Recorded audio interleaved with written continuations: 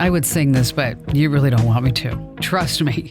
Every step you take, every move you make, every single day, every word you say, someone's watching you. The idea that someone somewhere knows exactly where you are located at any given moment, well, it used to give people the creeps. But now it's less of a big deal. Most of us have accepted the fact that if we own a smartphone, we're being tracked, maybe we're being watched. But let me ask you this. Have you ever wondered exactly who is tracking you and how much they can actually see?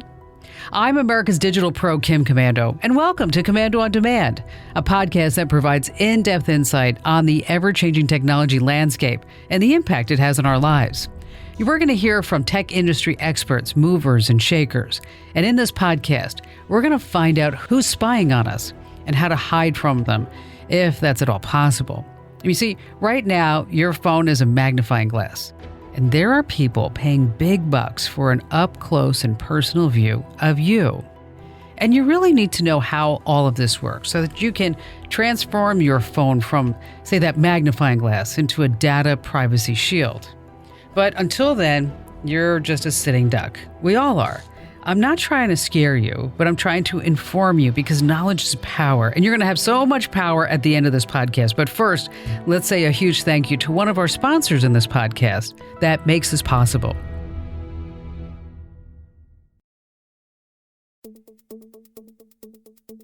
Well, welcome back. You remember the old fairy tale.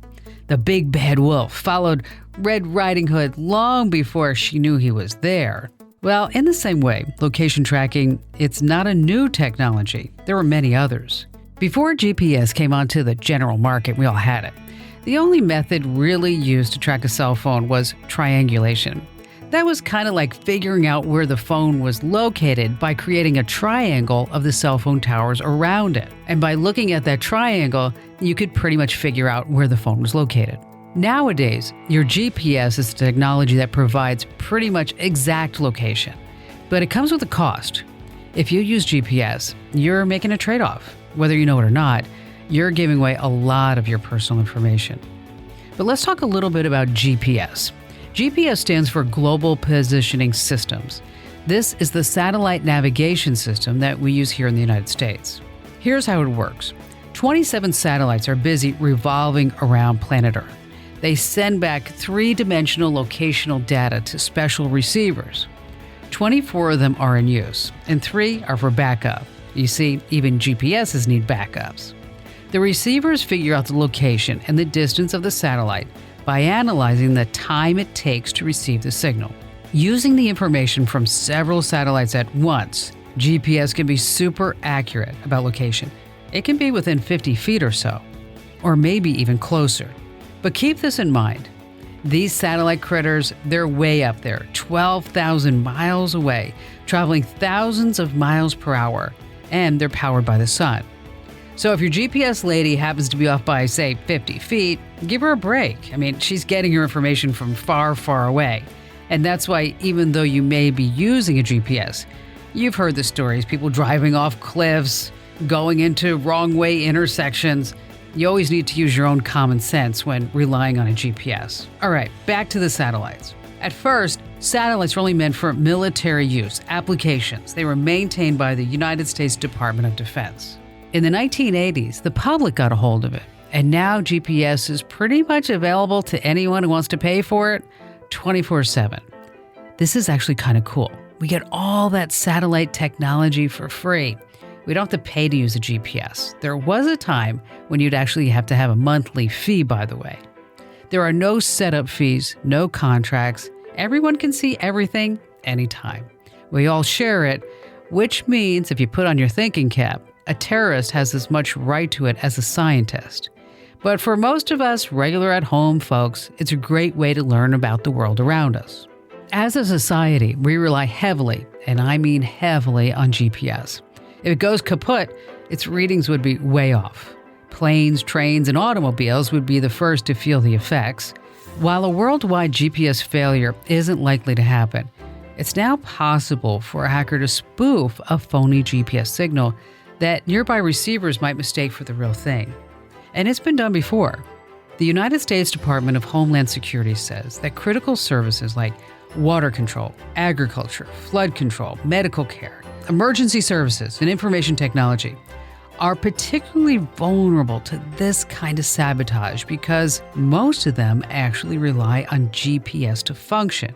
All right, now that you know all the basics, you can appreciate how powerful the GPS systems are. All that power, imagine it, just right in the palm of your hand. And speaking of world power, it's no secret that Google tracks your location. Not always in the foreground, but in the background too. There are other companies watching via Wi-Fi. Skyhook is the name of the company that has come up with a competitive navigation system that gave Google's location software a run for its money. Skyhook was on the move. They had deals inked with Samsung and Motorola. One Google manager even went as far to say that Skyhook's accuracy is better. Well, just as a lawsuit was brewing by Skyhook against Google. Now, according to the lawsuit, someone from Google on high, and that's the exact phrase, put the screws to Samsung and Motorola, causing them to cut ties with Skyhook, and threatened to make it impossible for them to ship their phones on time. Well, Google wound up paying $90 million in a patent infringement claim, which is kind of chump change to them. And under pressure from the government, Apple developed a technology called, you ready for it? Hybridized emergency location. All right. Those of us in the tech industry know we never say things like that, so we shorten it up to an acronym. It's HELO. They wanted to use this to find you in an emergency. So when you call 911, HELO figures out where you are located using cell towers and also on-device data from your GPS and Wi-Fi access points. The whole idea is that your phone would take all this data and say, okay, this is where Joe is. And of course, we have weather and barometric pressure can be calculated to find out where you're standing. And what about if your location is turned off? Well, that doesn't affect HELO, no siree Bob. Apple's privacy policy covers all that. I'm not saying that you want to, but maybe someday when you've got nothing to do, you actually might want to read it. This particular Wi-Fi based technology is actually pretty amazing. Like most location services, HELO uses already gathered Wi-Fi BSS IDs to figure it all out. You see, every Wi-Fi access point has its own ID, and they can be used to find you. And who has been collecting the data for years? Not Google necessarily, but our stealthy friends, Skyhook. Saving lives is one huge reason this technology makes sense. But here's another way it makes sense. And I mean like sense as in CENTS, as in money. In a Markets and Markets report, location analytics are predicted to grow, get this, from $8.2 billion in 2016. It's going to like double to $16.3 billion by 2021. That's a lot of ducats. So when you're talking about measuring foot traffic, store traffic, ad campaigns, personalized marketing, customer habit analysis, the list goes on, you can see location data is a valuable commodity. And through it, first responders are able to get to the location of an emergency about 7 minutes faster, which is great. According to the director of the Harvard Data Science Initiative, Francesca Domenica, she says that translates into saving about 10,000 more lives per year. Of course, that's another valuable commodity. It's not easy to tell when apps and tech companies and your pocket gadgets are following you all around. Just like the big bad wolf wanted the cake and grandma and everything else, tech companies want your location data and more if they can get it. Location data is like a trail of cookie crumbs that leads directly to your wallet. Because where you are located indicates, come on, put on your thinking cap, you know the answer. Where you are located indicates what you'd like to buy, of course. And as a result, apps and mobile operating systems are just dying to get a hold of it. But if you don't want to give it away, you'll have to make a trade-off. In other words, are you willing to read a map rather than use a GPS? Do you even own a map? I mean, come on, I knew that one would stump you. I bet you even forgot all the skills you needed to fold a map. I tried to do one recently. I failed miserably. And who wants to fuss with these huge pieces of paper and all that stuff? So the bottom line, here's the deal. If you want privacy, you're going to have to give up convenience. All right, are you ready to give up convenience for privacy? Then grab your cell phone and let's make the switch. Stay right where you are because after this quick message from one of our podcast sponsors, I'm going to tell you about location tracking and what you can do to maybe tone it down just a little bit on your smart device. So stay right where you are.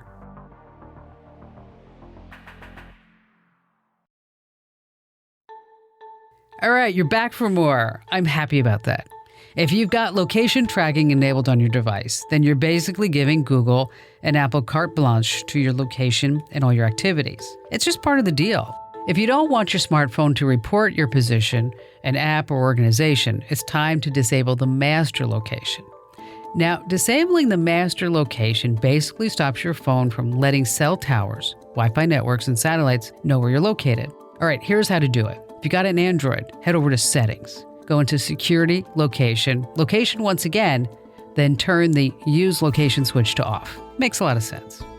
iPhone users, you're going to open your settings, then choose Privacy and Location Services. Find the location services and switch that bad boy off. Now you are what we in the tech world call dark.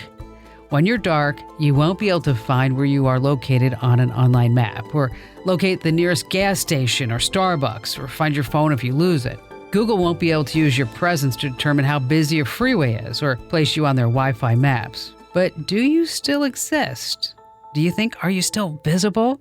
In an emergency, you sure are. When you dial 911 in the United States and you're on a network where emergency location sharing is enabled, and most of us are, by the way, first responders will still be able to find you without a problem. Now let's talk about apps. You can actually leave your master location on and still block apps from knowing where your phone is. Let's start with Android once again.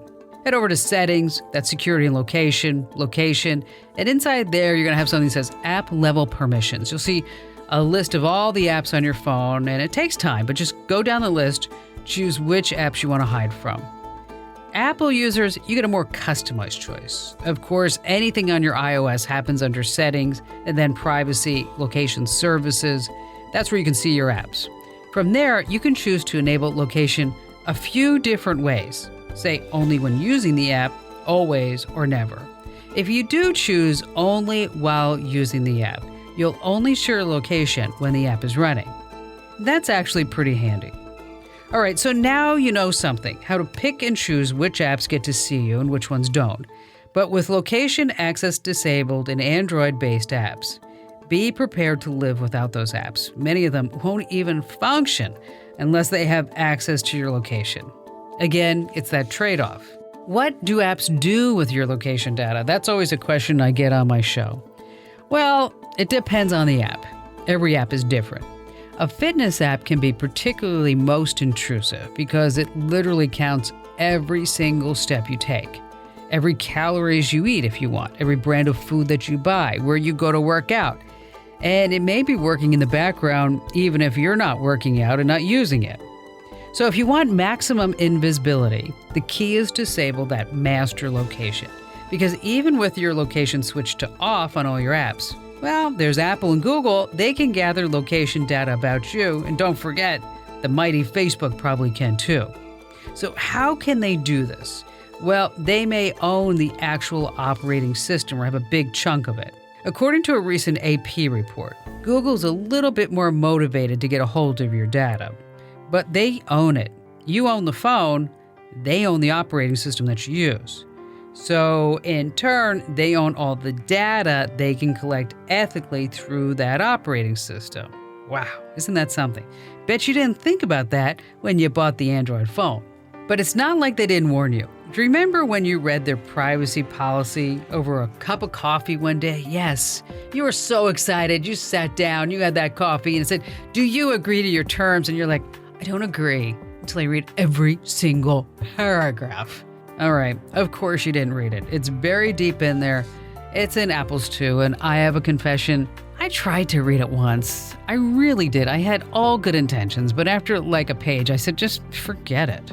And here's the scary thing. Researchers at Princeton University just figured out how to track a smartphone's location, even with all the location services and the GPS disabled. Yes, I said disabled. Here's what they did. The research team created a security exploit by combining information from the phone and non-phone sources to track down a device. So even with location services, GPS, and Wi-Fi turned off, the pin me technique demonstrated that it is indeed possible to track a location.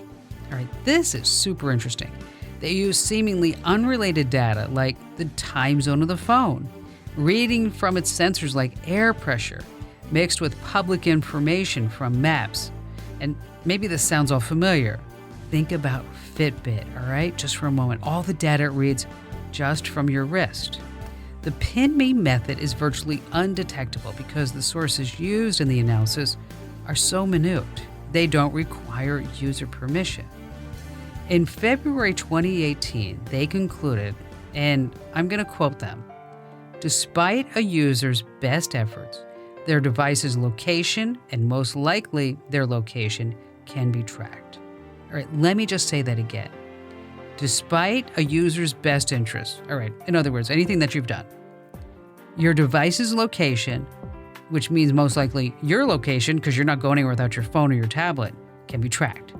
So if you're trying to conceal your location, whether for personal or professional reasons, you could really run into trouble in the near future. It all comes down to a new thing that's called sensor data. One researcher said that if there was a way to switch off the sensors, people may be able to avoid being secretly tracked with the pin me method. Now, pin me has an upside though. Autonomous car manufacturers, they are considering using it as a security device. And with GPS becoming more and more hackable, pin me could serve as, I guess, a viable alternative. Okay, so we've gone through a lot of GPS stuff. Let's talk about the tech, the technology behind it. And for this, I want you to meet Richard Eilert, a freelance full-stack developer. Richard's the man. He's received rave reviews from international clients, including Fortune 100 companies like Procter & Gamble. Now, among other technology, he's an expert in GPS geolocation and something that's called geofencing. These are communication technologies that use a person's physical location. Geofencing is actually pretty amazing. It deploys a message when a person crosses a predefined virtual perimeter. So, Richard, hi. Thanks for taking some time to be on this podcast, because on Komando on Demand, we like to talk to the industry movers and shakers, and you, my man, you're one of them. Thank you for having me. Nice to be here. All right, I've already covered the basics in this podcast, but in a nutshell, how does location tracking find us? The GPS tracking system uses the Global Navigation Satellite System, which is a GNSS network. This network incorporates a range of satellites that use microwave signals, which are transmitted to GPS devices to give information on location, vehicle speed, time, and direction. So a GPS tracking system can potentially give both real-time and historic navigation data on any kind of a journey. So we could say this is not just a stationary location. GPS receivers not only track the exact location, but can also compute velocity and time. So the positions can even be computed in three-dimensional views with the help of 4 GPS satellite signals. Or that's pretty amazing, and I did cover some of that earlier. Are there any shortcomings or ways that it can be improved? Yes, for all the awesome applications from portable navigation devices to self-driving cars to cruise missile targeting, the American Global Positioning System and the terrestrial cohort with its GLONASS have 2 fundamental flaws. They don't work indoors, and they only operate in 2 dimensions. Oh, I get that. Makes sense. Fair enough, we're talking about an extremely weak signal that has traveled like 12,600 miles after all, and it's passing through concrete and other solid obstacles, and it's hard enough for a strong, short-range cellular signal. So you can't seriously expect a 50-watt signal traveling 12,000 miles to do the same. Detecting a GPS signal on Earth is compatible detecting the light from a 25-watt bulb from 10,000 miles away. All right, Richard, that answer certainly does put things into perspective. the situation is a little more complex when it comes to detecting a change in altitude. GPS and GLONASS can measure altitude, but generally the data is inaccurate and too low resolution for everyday use. And even with these limitations, those space-based satellite navigation systems have changed almost every aspect of society, from hardware hacking to farming to, finding a girlfriend. All right, wait a minute. Farming, hacking, even finding a girlfriend? Sounds like location tracking is becoming more and more involved in every aspect of our daily lives. What would be cool would be if we had a system that worked indoors. And what we have is a system called IPS, and it's Indoor Positioning System. And we're nearly there with that right now, IPS. Recently, Google Maps for Android began introducing floor plans of shopping malls and other large commercial areas. And Nokia, too, is working on an indoor positioning system, but using actual 3D models rather than 2D floor plans. And unlike GPS and GLONASS, there isn't a standard way of building an indoor positioning system. Google's approach tracks you via Wi-Fi. It knows where the Wi-Fi hotspots are in a given building, and through signal strength triangulation, it can roughly work out where you are. I'm fascinated with this technology. What's involved with the indoor positioning system? What will it be compatible with? How will it work? The Broadcom chip supports IPS through Wi-Fi, Bluetooth, and even near-field client. More importantly, though, the chip also ties in with other sensors such as the phone's gyroscope, magnetometer, accelerometer, altimeter, and it acts like a glorified pedometer. This Broadcom chip could almost track your movements without wireless network triangulation. It simply has to take note of your entry point via GPS and then count your steps by the accelerometer, direction through the gyroscope, and altitude to the altimeter. So, in short, indoor positioning systems are coming first to build up in heavily touristed areas, probably within the next year or so, and then as smartphone saturation reaches 100% everywhere else. All right, I get it, through the Broadcom chip. Okay, so IPS isn't somewhere on the horizon. It's essentially here. So in order to get that data out, you're going to need a way to distribute it. So I imagine 5G is going to be the way to supercharge it all. Indoor positioning, that will integrate with the 5G technology as far as the signal levels being higher and the connectivity being better and just general accuracy being better. Yes. If we want complete privacy, I don't know, do we have to just stop carrying a cell phone? The answer to that question, I think, depends on your own personal preferences. For those of us whose birthday allows us to do so, we can remember back to when there were no cell phones at all. So the ability to go underground was a bit easier, I guess, if you wanted to go completely private and remove yourself from society for whatever reason. However, today, with cell phones being such a predominant link to everything in our lives and the apps and web activity that we have through our cell phones, there's definitely a lot of tracking that goes on. So if we want to have complete privacy, do we stop using our cell phones? We've all seen in the movie where the guy breaks the phone in half or takes the battery out because they don't want to be tracked for whatever reason. So I guess depending on the level of privacy that you need, in short, I guess the answer to the question is yes, turning off the cell phone would be a good start to go completely private. Richard, explain to us, what did you mean by going underground? Is there a way to tunnel down into a place where location trackers say cannot reach us? Well, as far as technology goes, there's like a Faraday cage which can be built, which is designed to completely block out any incoming signals. But just short of that, there's not really any way to stop the tracking that goes on with your phone. Because, if your phone is on, it's performing functions that are being tracked, especially, with people saying yes, and, when you're installing an app and you're just flipping through it. And, yes, okay, yep, just start the app, come on, yep, I agree, okay, yep. If you're not reading through those things carefully and really paying attention to what you're agreeing to, there's a lot of stuff that can be tracked. And going back through your Google settings, viewing your privacy settings, seeing what options that you've got selected there is always a good idea to kind of go and dig into those things. Even with the phone turned off, there's tracking that has gone up to that point to even lead you to where you could be up to that point, because you're always connecting with some other type of application, and those applications can have data that's tracking you. There's always triangulation, where they can just triangulate your location between 3 cell tower points and find where you're located. All right, so that's it. I've spoken with developers who are trying to, or actually already have, created privacy boxes of some sort.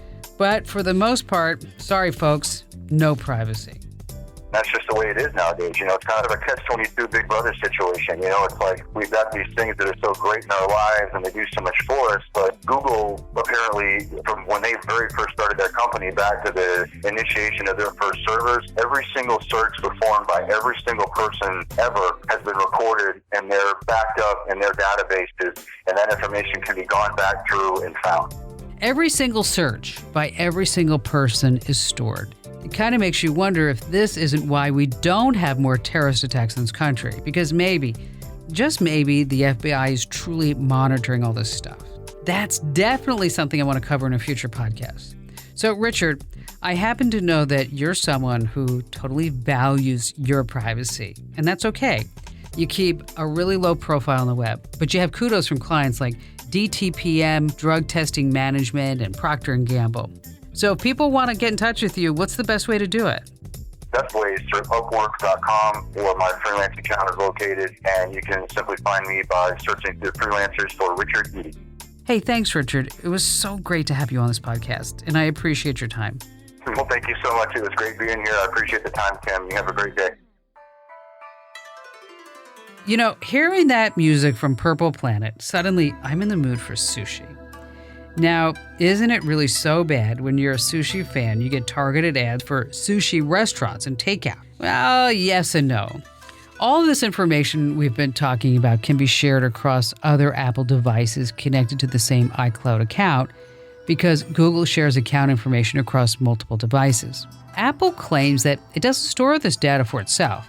It stays locked on your device rather than beamed back to Apple. Supposedly, all Apple can see is anonymous data that has been grouped with data from other users. No names attached. But in the other end, the only way you can really escape being seen in one form or another is to shut off your phone, box it up, and bury it far away from signals or third-party software, especially open source software. Outside of that, everything you do with your device is being monitored, tracked, and reported. And what's in store for the future of location technology? You probably already know. It's machine learning, according to Greg Sterling. He's the Vice President of Strategy and Insights at the Local Search Association. AI, or artificial intelligence, along with 5G technology, and its many, many antennas will find you one way or another. But I'm on this like white on rice. If there's a way to protect yourself from privacy invasion, don't sweat it. I'm going to do the research, and I'm going to let you know all about it. And that's why it's a good idea to subscribe to all of our podcasts so you don't miss a beat. Head over to iTunes, Google Play, hit the big old subscribe button so then you get our podcast delivered to you automatically even when you're sleeping. And while you're there, you know the drill. Give me a great 5-star rating. Yes, love that. Thank you so much. I'm Kim Komando, and don't forget you can always find me 24/7 at our website. That's Komando, of course, KOMANDO.com.